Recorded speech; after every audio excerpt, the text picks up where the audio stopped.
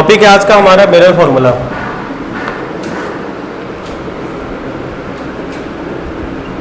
Mirror formula, देखो mirror formula हमें क्या बताएगा, ऑब्जेक्ट डिस्टेंस, इमेज डिस्टेंस और फोकल लेंथ में रिलेशन। मिरर फॉर्मूला आपको ये जनरली रिलेशनशिप बिटवीन होता है, ये रिलेशन बताता हमें, ये आपको बताएगा relation between object distance. Object distance को हम लोग डिनोट करेंगे U से, ठीक है। Image distance, image distance, image distance को हम लोग डिनोट करेंगे V से। And focal length, and focal length,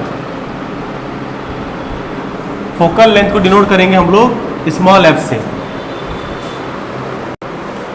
और ये फॉर्मूला होता है 1/f is equal to 1/v plus 1/u, ठीक है।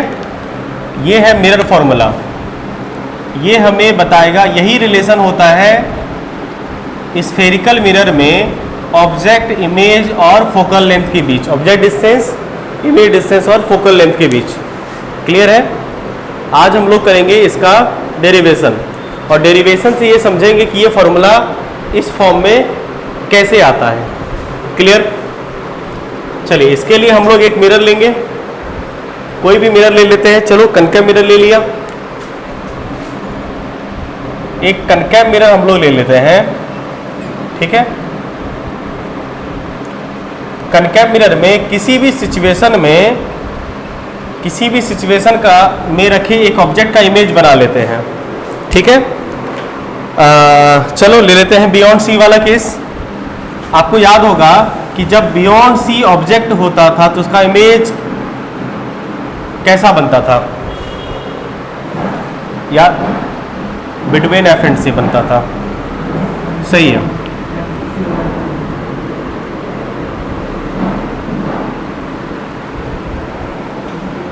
चलो एक लाइट रे हम लोग ले लिए पोल पे, I इक्वल टू आर से इसे रिफ्लेक्ट करा देते हैं, करा दिया, ठीक है। एक लाइट रे और ले लेते हैं प्रिंसिपल एक्सिस के पैरेलल, प्रिंसिपल एक्सिस के पैरेलल हमने एक लाइट रे ले लिया और इसे रिफ्लेक्ट करा देते हैं।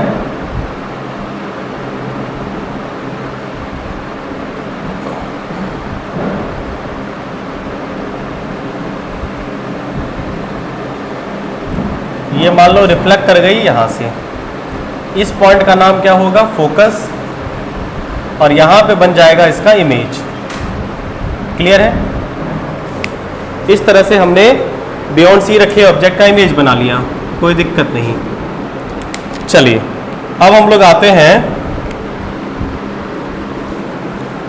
मान लेते हैं ये object A B, A dash B dash. चलो ड्राइंग कंप्लीट है, ये पोल, ये एम। चलो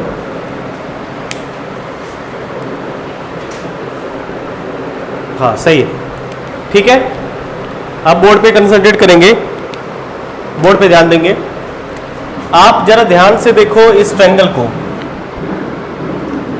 इन ट्रायंगल APB, APB दिखा, APB ट्रायंगल दिखा, APB।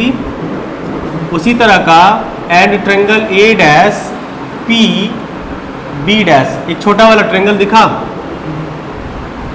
बोलो ये ट्रायंगल दिखा। क्या ये दोनों ट्रायंगल सिमिलर हैं? कैसे? देखो angle BAP equal to angle B dash A dash P equal to 90 degree, ये एंगल और ये एंगल 90 डिग्री, बोलो। And angle APB and angle A dash PB dash equal होगा, क्यों? Angle of incidence equal to angle of reflection. देखो ना, ये angle आई और ये एंगल आर, कह सकते हो? Very good. इस हिसाब से हम ये कह सकते हैं कि triangle A P B is similar to triangle A dash P B dash. होगा कि नहीं होगा? बिल्कुल सिमिलर होगा। और आपको ये पहले से भी पता है कि दो ट्रायंगल अगर सिमिलर हो जाए तो क्या होता है? बोलो, उसके कॉरस्पॉन्डिंग साइड के रेशियो इक्वल हो जाते हैं। चलिए इसका कॉरस्पॉन्डिंग साइड उठाते हैं। एक कॉरस्पॉन्डिंग साइड हम लोग ले लेते हैं, इसका ए बी ले लेते हैं। तो इसका क्या हो जाएगा? ए डैश बी डैश, छोटे वाले ट्रायंगल का ये साइड, तो इसका भी ये वाला साइड, और इसका ले लेते हैं ए पी। ए पी, तो इसका अगर हमने ए पी लिया तो इसका क्या लोगे? ए डैश पी, इक्वेशन 1। बोलिए, इसमें किसी को कोई डाउट नहीं? एक काम और करते हैं हम लोग, ध्यान दो यहाँ पे। यहाँ से ना M से एक परपेंडिकुलर ड्रॉ कर देते हैं यहाँ पे, इसका नाम देते हैं इस पॉइंट का Q। एक परपेंडिकुलर ड्रॉ कर देते हैं। ऐसा इसलिए कर रहे हैं कि हमें एक MFQ एक ट्रायंगल ऑब्टेन हो। चलो, now in triangle MFQ and triangle BFA dash दिखा है, B डैश FA डैश। क्या ये ट्रायंगल दिख रहा है आपको?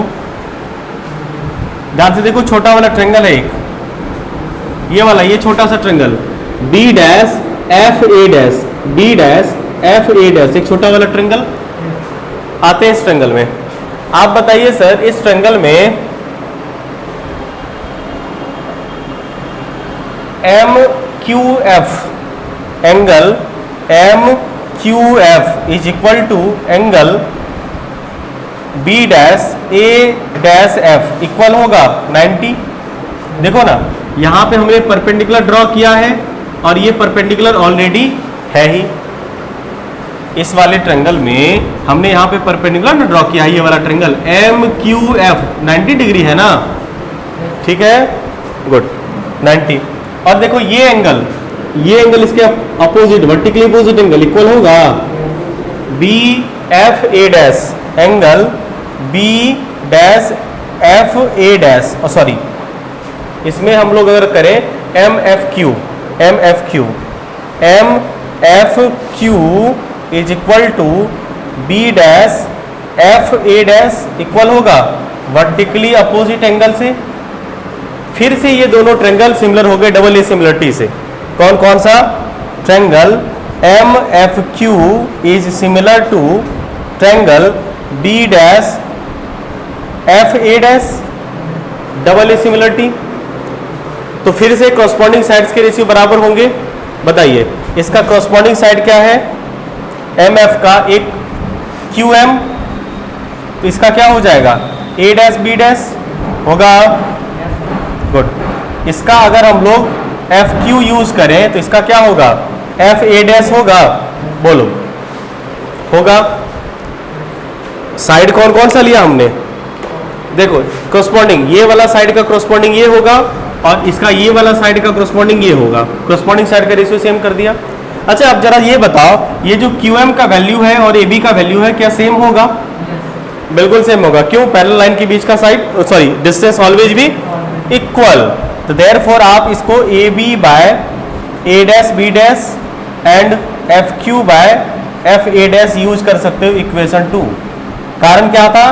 कारण यहाँ पे QM is equal to AB, parallel line के बीच का डिस्टेंस है ये। बोलिए, कोई दिक्कत यहाँ पे? चलो, यहां तक समझ में आया। अब इक्वेशन 1 और 2 को जरा गौर से देखो। इसका जो एलिसिस वाला पार्ट है AB by A dash B dash, इसका भी AB by A dash B dash same है। तो from equation 1 and 2, from equation 1 and 2 को अगर कंपेयर करें, एलएचएस वाला पार्ट इक्वल है तो आरएचएस वाला भी इक्वल होगा।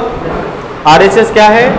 AP by A dash P is equal to FQ by FA dash. चलो, आप ये बताइए A से P क्या है? पोल से लेके ऑब्जेक्ट का distance, object distance a dash P क्या है? पोल से लेके इमेज का distance, image distance, very good. F Q क्या है? F Q. अब देखो ये जो एफ क्यू है, आप ये बताओ, इसको हम लोग कह सकते हैं ये जो क्यू और पी है एक ही पॉइंट है, मतलब आप ये कह दो if Q very close to P, इसके बीच का डिस्टेंस बहुत कम है ना, ये कब होगा बताओ? जब ये m व्हेन अगर m टेंड्स टू p हो जाता बोलो, जब ये m यहां ना होके यहां पे होता तो बताओ q आप यहीं पे फॉल करते ना, तो देयरफॉर क्या हो जाता? देयरफॉर जो fq है ये fq ना होके क्या हो जाता? fp हो जाता, fp हो जाता। तो ये इक्वेशन कैसा बन जाता? a dash p is equal to F Q के जगह पे एफ पी यूज करते, और बताओ एफ ए डैश। यहां तो कोई दिक्कत? अब ये एफ पी क्या हो जाएगा? फोकस से लेके पोल का डिस्टेंस, जिसको हम लोग कहते हैं फोकल लेंथ। अब आपका फोकल लेंथ आ चुका है। अब बताओ एफ ए डैश क्या है? एफ ए डैश के बारे में कोई इंफॉर्मेशन नहीं, आइए इसे रिजॉल्व करते हैं। आप बताओ F P, F A dash चाहिए, ये वाला गैप चाहिए, इसको हम लोग ऐसे लिख सकते हैं A dash P minus F P. बोलो इस वाले गैप को, ये छोटा वाला गैप को इतना में से अगर इतना डिस्टेंस को माइनस कर दें, ये डिस्टेंस बचेगा, बस हो गया। अब सबको विद साइन पुट कर दीजिए, सबके वैल्यू को। आइए सबके वैल्यू को विद प्रॉपर साइन पुट करें। ए पी का वैल्यू क्या है? माइनस यू, साइन कन्वेंशन से ऑब्जेक्ट डिस्टेंस, पोल से लेके ऑब्जेक्ट का distance. A dash p pole से लेके image distance, minus v focal length, minus a dash P minus v minus F p minus f. बोलो कोई दिक्कत? बस अब अलजेब्रा हो गया। आइए इसको सॉल्व करते हैं। ये माइनस से ये माइनस उड़ गया, क्या बचा? माइनस वी एफ मल्टीप्लाइड करोगे तो बोलो यहाँ पे क्या होगा? ये minus minus plus, minus u v minus minus plus plus u f. बोलो कोई दिक्कत? अब इस यू एफ को यहीं पे छोड़ देते हैं, इसे इधर ले जाते हैं, ये क्या हो जाएगा? U v minus u v, अच्छा यू वी को वहीं छोड़ देते हैं, इसको इधर ले आते हैं। बताओ यहाँ पे क्या होगा? यू एफ होगा, यू एफ, और ये वी एफ इधर आएगा तो प्लस वी एफ। अब एक काम करते हैं हम लोग, तीनों टर्म को अगर सेम नंबर से मल्टीप्लाइड या डिवाइड कर देते हैं तो रिजल्ट में कोई चेंज होता है क्या? अगर LHS या RHS में आप सेम नंबर से मल्टीप्लाइड या डिवाइड कर दोगे रिजल्ट में कोई चेंज आएगा? अगर नहीं तो हम लोग क्या करेंगे? UVF से तीनों डिवाइड कर देंगे। नाउ आ जाए यहाँ पे, now dividing both side with UVF, दोनों साइड को हम लोग क्या कर दिए? UVF से डिवाइड कर देते हैं। देखो यहाँ भी क्या है? UV से डिवाइड कर दिए UVF, यहाँ क्या है? UF से डिवाइड कर देते हैं UVF, प्लस VF से डिवाइड कर देते हैं UVF। कोई दिक्कत? अब जो जो टर्म कट रहा है उसे घटा दो। क्या क्या कट रहा है? U से U, V से V, U से U, F से F, V से V, F से F। बचा क्या रहा? यहाँ पे बचा रहा 1 by f is equal to 1 by v plus 1 by u. क्या यही चाहिए था हमें? मिल गया। एक बार अच्छे से देख लो, किसी भी पॉइंट को दोबारा एक्सप्लेन करना हो तो बोलो। एक बार अच्छे से देख लो, किसी भी पॉइंट को दोबारा एक्सप्लेन करना हो तो बोलो। तो हम लोगों ने क्या पाया? 1 by f equal to 1 by v plus 1 by u. ये रहा मिरर फॉर्मूला। देखिए इसके दो फॉर्म अलग अलग होंगे। एक जैसे कि मान लो, क्या हम लोग इसे ऐसे भी लिख सकते हैं? देखना जरा, इसके वेरिएशन बता रहे हैं आपको। 1 by f equal to 1 by v plus 1 by u है। इसका एलसीएम ले लेते हैं। एलसीएम लेंगे तो यू भी होगा, यहाँ पे हो जाएगा u प्लस वी, तो f equal to u v by u plus v. इस फॉर्म में भी आप मिरर फॉर्मूला को देख सकते हैं, है कि नहीं? एक और फॉर्म देखो जरा, जैसे कि एक काम कर लेते हैं हम लोग, 1/f equal to 1/v plus 1/u है ना, इसको इधर ले आते हैं। 1/f minus 1/u equal to 1/v।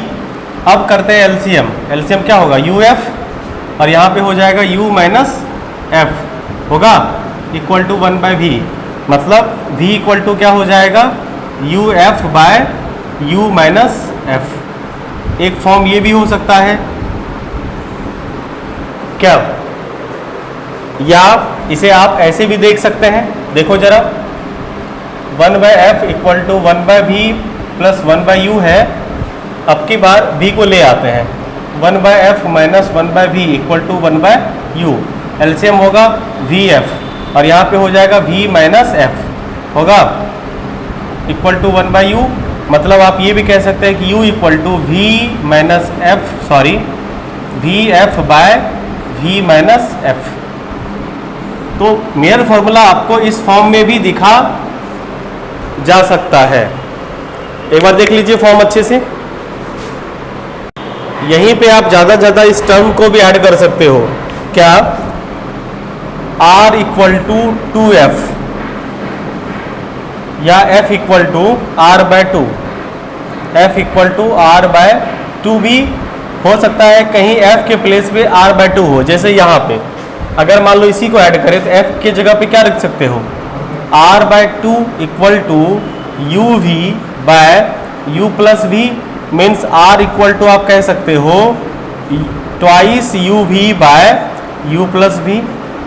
ऐसा भी तो कह सकते हो, नहीं, या यहीं पे आप ये भी तो कह सकते हो, f के प्लेस पे अगर रखोगे तो क्या होगा बताओ तो, v, देखो f के प्लेस पे अगर रखोगे r/2 तो क्या हो जाएगा सर, यहाँ पे क्या रखोगे, यहाँ पे रखोगे ना, नहीं, मतलब समझ रहे हो बात को। आप f के फॉर्म में भी, r के फॉर्म में भी इसे लिख सकते हैं, लिखना नहीं है। अगर कभी r इन्वॉल्व होगा तो कुछ नहीं करना है, यहाँ पे f के प्लेस पे क्या करना है, r/2 पुट कर दीजिएगा, काम खत्म। क्लियर है। चलिए आते हैं हम लोग सवाल पे। हम देखो, आपको दो तरह के मिरर आपके पास होंगे, दो तरह के मिरर पे रहेंगे जनरली क्वेश्चन, है ना। एक होगा आपके पास कनकेव मिरर, एक होगा आपके पास कनकेव मिरर, ठीक है। इस मिरर की खास बात ये होती है कि ये जो मिरर है वो हर वैरायटी का इमेज बनाता है। मतलब बड़ा इमेज भी बनाता है, छोटा इमेज भी बनाता है, रियल भी बनाता है और वर्चुअल भी बनाता है। आई बात समझ में। तो ये सारी वैरायटी का इमेज बनाता है। आप ये बताइए इसका फोकस किधर होगा, पोल से लेफ्ट की तरफ, और ऑब्जेक्ट भी इधर ही कहीं ना कहीं हमेशा पुट किया रहता है ना। इसका मतलब एक बात तो है इसमें कि इसके लिए अगर ऑब्जेक्ट डिस्टेंस की बात करें वो हमेशा नेगेटिव होगा, कोई दिक्कत। फोकल लेंथ का साइन भी हमेशा नेगेटिव होगा, या भी कोई दिक्कत नहीं है, बोलो। ये चीजें हमेशा होगी इसमें, ऑलवेज, परमानेंट। क्लियर। अब है क्या कि अगर इमेज, ध्यान दो, इस रीजन में जो भी इमेज बनते थे वो सारे के सारे रियल होते थे ना। तो इस रीजन में सारे के सारे इमेज डिस्टेंस क्या होंगे, नेगेटिव। तो अगर इमेज डिस्टेंस नेगेटिव है, इसका मतलब इमेज कैसा है, रियल। तो जब जब इमेज रियल बनेगा तो इमेज डिस्टेंस क्या लेना है, नेगेटिव, साइन कन्वेंशन के अकॉर्डिंग। और v का साइन पॉजिटिव किसके लिए यूज होगा, वर्चुअल इमेज के लिए, बोलो। नहीं, वर्चुअल इमेज के लिए। ये कनकेव मिरर की बात हो गई। क्लियर। आते हैं हम लोग कन्वेक्स मिरर में। कन्वेक्स मिरर में भी इस बात का आपको ख्याल रखना है। देखो, ये रहा मिरर आपका कन्वेक्स, ठीक है सर। इसमें फोकस इसका इधर होता है और ऑब्जेक्ट हमेशा हम लोग इधर ही रखते हैं, है कि नहीं। और इमेज इसका हमेशा इधर ही बनता है ना, हमेशा इधर बनता है ना, इसीलिए इसमें क्या होगा, u का साइन तो ऑलवेज नेगेटिव होगा, बट f का साइन पॉजिटिव होगा हमेशा, और v का साइन पॉजिटिव होगा हमेशा। क्यों? क्योंकि ये हमेशा इमेज इधर ही बनाता है, वर्चुअली बनाता है, तो ये ऑलवेज होता है। क्या ये बातें सबको समझ में आई? ये u का साइन कोई भी मिरर होगा, ऑब्जेक्ट डिस्टेंस हमेशा नेगेटिव रखना है। इमेज डिस्टेंस डिपेंड करता है रियल की वर्चुअल। अगर रियल इमेज बनेगी तो इमेज डिस्टेंस नेगेटिव होगा, और अगर वर्चुअल बनेगी तो इमेज डिस्टेंस पॉजिटिव होगा। और फोकस का साइन, फोकल लेंथ का साइन कनकेव का नेगेटिव और कन्वेक्स का पॉजिटिव होता है। अब आप ये भूलेंगे, तब फिर मिरर बनाएंगे और देखेंगे किधर होगा, थोड़ा सा टाइम आपका लगेगा। आइए इस समस्या का समाधान करें। आइए कैसे करते देखो। कन्वेक्स, सी कन्वेक्स का स्पेलिंग भी भूल जाओगे क्या कभी?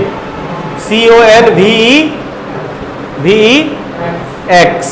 अब जरा देखो, ये x प्लस से मिलता जुलता साइन है, मतलब प्लस के जैसा नहीं दिखता, तो प्लस जैसा है ना बाबू, प्लस जैसा दिखता है, बस हो गया। ये क्या बताएगा तुम्हें? फोकल लेंथ का साइन। इसका ये मतलब हुआ कि कन्वेक्स मिरर का फोकल लेंथ क्या होता है? पॉजिटिव। और पता है ये आपको लेंस में भी हेल्प करेगा, कन्वेक्स लेंस का भी फोकल लेंथ पॉजिटिव ही होता है। अगर ये टेक्निक आपको याद रह गया, x मतलब पॉजिटिव फोकल लेंथ, बात खत्म। अगर ये याद आपको हो गया तो आप कभी भी फोकल लेंथ के साइन में कंफ्यूजन होगी ही नहीं, ऑब्जेक्ट डिस्टेंस में कोई कंफ्यूजन होता ही नहीं है। क्यों? क्योंकि ऑब्जेक्ट डिस्टेंस हमेशा नेगेटिव होती है। फोकल लेंथ x से पहचान लोगे, x वाला के लिए पॉजिटिव, बिना x वाले के लिए नेगेटिव। अब रियल और वर्चुअल वाला मैटर रखना है आपको। अगर इमेज रियल बन रही है तो नेगेटिव इमेज डिस्टेंस, और वर्चुअल बन रही है तो पॉजिटिव इमेज डिस्टेंस। बोलिए यहां तो कोई दिक्कत? अगर नहीं तो करेंगे अब हम लोग सवाल। कनकेव मिरर को एक दूसरे नाम से भी जाना जाता है, पता है? बिल्कुल पता है, कन्वर्जिंग मिरर। देखो ये जो कनकेव मिरर है बाबू, कनकेव मिरर को कन्वर्जिंग मिरर भी कहा जाता है। ये कन्वर्जिंग मिरर है, कन्वर्जिंग मिरर, कनकेव मिरर को कन्वर्जिंग मिरर कहते हैं। कहाँ है? देखो ये रहा मिरर कॉनकेव। अब इस मिरर में जितनी भी लाइट रे पैरेलल आएगी ना प्रिंसिपल एक्सिस के, सारी की सारी लाइट रे किसी एक पॉइंट पे आके मीट करेगी। ये भी फोकस से जाएगी, ये भी फोकस से जाएगी, जाएगी कि नहीं जाएगी? अब सारी लाइट रे प्रिंसिपल एक्सिस के एक ही पॉइंट पे कन्वर्ज होती है, इसीलिए इसे कन्वर्जिंग मिरर कहते हैं। आई बात समझ में? और कन्वेक्स मिरर को डाइवर्जिंग मिरर कहा जाता है बाबू। डाइवर्जिंग मिरर कहते हैं इसे। डाइवर्जिंग मिरर क्यों कहते हैं? क्योंकि ये सारी की सारी लाइट रे को डाइवर्ज करती है। आओ देखें कैसे। ये मान लो हमारे पास है कन्वेक्स मिरर, किरे एलियन साहब,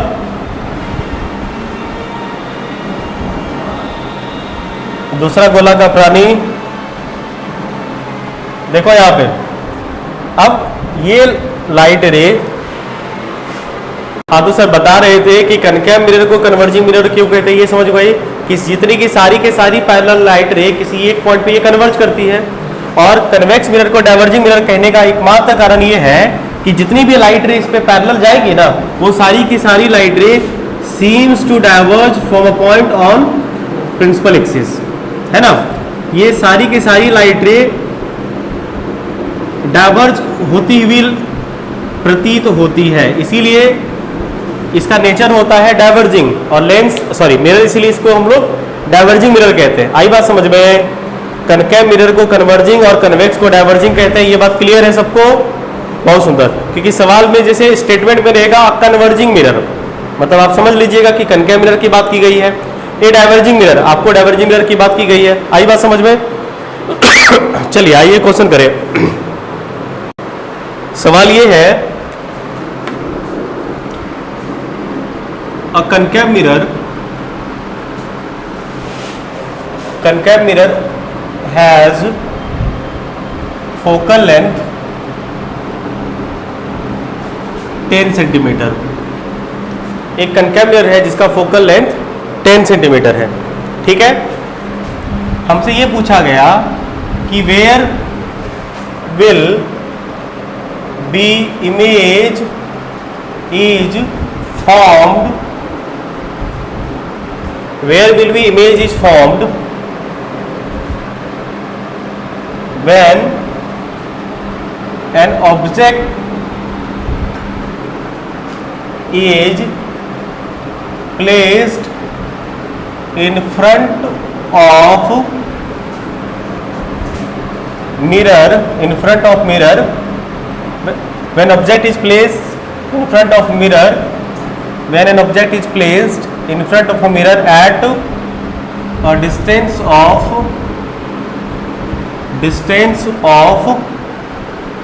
15 सेंटीमीटर। पहले हम बनाएंगे फिर आप लोगों को देंगे क्वेश्चन। पहले हमको बना दीजिए इस सवाल को, स्टेप बताएं। पूरा सवाल हम स्टेप वाइज बना देते हैं, पूरा कंप्लीट स्टेप के साथ। देखिए, सबसे पहले आपको क्या करना है, सवाल को केयरफुली पढ़ना है। भले ये सवाल आसान हो, लेकिन दुश्मन को आसान समझ के छोड़ मत देना बाबू। सवाल को इजीली आराम से चिल होके पढ़ना है। सवाल में पढ़ने से आपको 2-3 चीजों के बारे में पता लगानी। सबसे पहला कि मिरर कौन सा है, बताइए मिरर कौन सा है, कनकेव। तो इन कनकेव मिरर, मिरर का नाम पहले स्पेसिफाई कर देना ताकि आगे जो कैलकुलेशन होगी इसी के बेसिस पे होगी। कनकेव मिरर में आपको क्या पता है, इसका फोकल लेंथ, क्वेश्चन देख के पता चल रहा है कि कनकेव मिरर में फोकल लेंथ कितना है, 10 सेंटीमीटर। और क्योंकि कनकेव में मिरर है इसलिए इसका फोकल लेंथ का साइन क्या पुट करिएगा सर, नेगेटिव। Very good. अब बताओ ऑब्जेक्ट कहां पे रखा हुआ है, वेरी गुड। ऑब्जेक्ट कहां पे रखा हुआ है, object is placed at a distance, तो ऑब्जेक्ट ही रखा गया है ना। तो ऑब्जेक्ट रखा गया मतलब ऑब्जेक्ट डिस्टेंस कितना है, 15 सेंटीमीटर। और आपको पता है कि ऑब्जेक्ट डिस्टेंस हमेशा नेगेटिव साइन कैरी के साथ लिखना है। आपसे ये पूछा क्या गया है, position of image. Position of image मतलब आपसे भी पूछा गया है, कोई बात नहीं। ये सारी इंफॉर्मेशन हमारे पास थी। अब आपके पास क्या है, मिरर फॉर्मूला। तो चलिए हम लोग मिरर फॉर्मूला लगाते हैं। 1/f equal to 1/v plus 1/u। v निकालना है, v को रहने दीजिए, u को इधर ले आइए। तो 1/f minus 1/u equal to 1/v। बोलो कोई दिक्कत नहीं। आप बताइए 1/v equal to 1/f, f के प्लेस पे क्या रखिएगा, -10, u के प्लेस पे क्या रखिएगा, -15। एलसीएम तो आता ही है ना लेने। बताइए -10 और 10 और 15 का एलसीएम क्या होगा, 10 और 15 का एलसीएम 30। और ये माइनस नीचे माइनस में लिखा था, ऊपर लिखा था है ना। तो 3 जा 10, 3 जा और ये माइनस माइनस होगा प्लस, 15 2 जा यहाँ पे 2। इसको सॉल्व करिएगा, ये आएगा -1/30। तो 1/v इक्वल टू -1/30, तो v इक्वल टू कितना हो जाएगा, -30 सेंटीमीटर। अब आपसे अगर ये पूछा गया होगा कि find the nature of image, अगर आपसे ये पूछा जाता है कि नेचर इमेज का क्या होगा, क्या बताते, रियल की वर्चुअल। देखो ना नेगेटिव साइन आया है मतलब रियल इमेज बना है।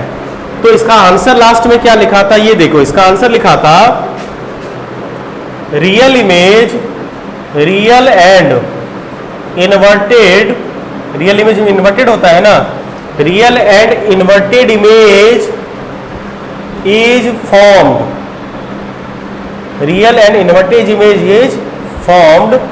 अब ये बताइए कनकेव मिरर में, ध्यान से देखो यहाँ पे बता रहे हैं, ये कनकेव मिरर है, ये फोकल लेंथ था कितना, 10 था ना, और इसका रेडी सेंटर ऑफ कर्वेचर क्या होगा, 20, नहीं सी कितना हो जाएगा 20। तो ऑब्जेक्ट कहाँ पे रखा हुआ है, जरा देखो तो सी और एफ के बीच में 15 पे रखा हुआ है, 15 पे। इमेज कहाँ बना है, बियॉन्ड सी। इमेज कहाँ बना है, बियॉन्ड सी 30 पे बना है ना। तब तो बताइए इन फ्रंट ऑफ मिरर बना है कि बिहाइंड द मिरर बना है, इन फ्रंट ऑफ मिरर बना है। इमेज जो बना है किधर बना है, इन फ्रंट ऑफ मिरर। तो real and inverted image is formed in front of mirror in front of mirror at 30 centimetre. कहां पे? 30 सेंटीमीटर पे। इस तरह से आंसर लिखा जाता है। समझ पाए? एक बार अच्छे से देख लीजिए और अगला सवाल बना के दिखाइए। एक बेसिक सा सवाल हम आपको दिए हैं कि एक ऑब्जेक्ट है जो कन्वर्जिंग मिरर के सामने 20 सेंटीमीटर पे रख दिया गया है, जिससे कि उसका इमेज 60 सेंटीमीटर पे बना रहा है वो मिरर। जिस मिरर के सामने 20 सेंटीमीटर पे ऑब्जेक्ट रखा गया है वो मिरर, कन्वर्जिंग मिरर, इसका इमेज कहाँ बना रहा है? 60 सेंटीमीटर पे। बताइए ऐसे कन्वर्जिंग मिरर का फोकल लेंथ कितना होगा? इमेज कैसा बन रहा है? इन्वर्टेड। आपको पता है इन्वर्टेड इमेज हमेशा रियल होता है। चलिए बताइए इस मिरर का फोकल लेंथ क्या होगा? देखिए सिंपल सी बात है कि कन्वर्जिंग मिरर है, ये बात तो समझ में आ गया कि मिरर कौन सा है? Concave, concave mirror. इन कनकेव मिरर में ऑब्जेक्ट कहाँ पे रखा हुआ है? -20 सेंटीमीटर पे। और इमेज कहाँ बन रहा है? देखो इन्वर्टेड इमेज लिखा हुआ है, इसीलिए हम लोग से क्या समझे? रियल है। अगर यहाँ पे इन्वर्टेड के प्लेस पे इरेक्ट होता तो हाँ, ये बात समझ गए। तो -60 सेंटीमीटर हमें इसका फोकल लेंथ निकालना है। चाहिए कोई बात नहीं, आपको पता है कि 1/f = 1/v + 1/u। v का वैल्यू -60, u का वैल्यू -20। एलसीएम लोगे तो क्या होगा? 60, एलसीएम 60 1 जा प्लस 20 3 जा, कितना होगा? 2 बाय, गड़बड़ हुआ कहाँ पे? अच्छा यहाँ पे प्लस होगा, सॉरी। हाँ माइनस, ये हो जाएगा आपका -4/60। Therefore f = -60/4। 15 चौके 60, -15 सेंटीमीटर। देखो ना कनकेव मिरर है ना, फोकल लेंथ नेगेटिव आना चाहिए था ना, आया भी तो है। अब इसी तरह के कुछ बेसिक क्वेश्चन होंगे जो हम लोग नहीं करेंगे। बिल्कुल, क्या u दे दिए, v दे दिए, अब बताओ। कल करेंगे हम लोग इसके मैग्निफिकेशन पे कंसेप्ट, और फिर आएगा इसका ओरिजिनल सवाल, बढ़िया वाला क्वेश्चन। ठीक है, तो कल हम लोग करेंगे इसका मैग्निफिकेशन और फिर बाकी का बचा हुआ अच्छे क्वेश्चन। चैप्टर खत्म है, मैग्निफिकेशन के बाद टॉपिक आपका खत्म हो जाएगा। तो उम्मीद करते हैं कि कल आप लोग पीछे का पढ़ के आएंगे, और फिर मिलते हैं कल हम लोग नए सवाल के साथ। आज के लिए इतना ही। किसी को कुछ पूछना हो तो पूछो, नहीं तो छुट्टी।